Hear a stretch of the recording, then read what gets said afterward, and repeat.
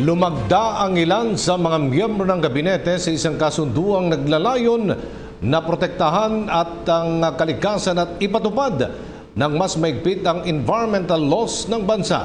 Nakasaad din sa naturang kasunduan ang pagbuo ng isang National Anti-Environmental Crime Task Force.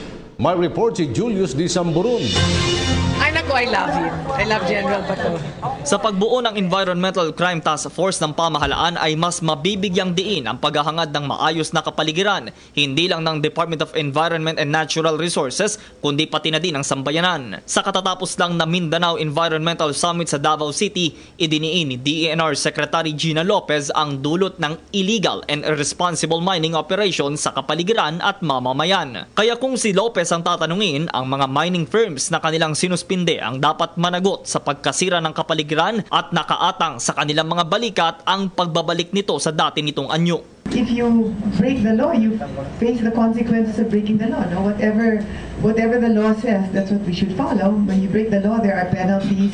You can be our partners for the environment. So if you know of anything happening that we should know, just let us.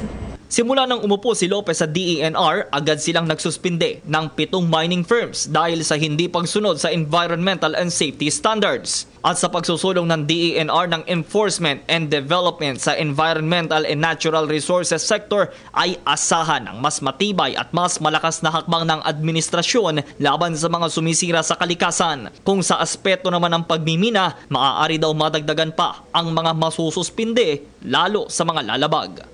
We have to clarify that the findings of the audit team will not be the final report.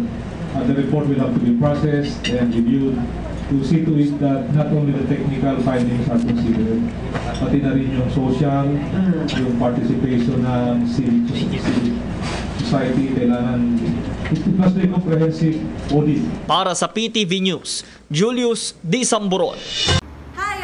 Fernandez, mag-subscribe na sa PTV YouTube channel. I-click lang ang subscribe button.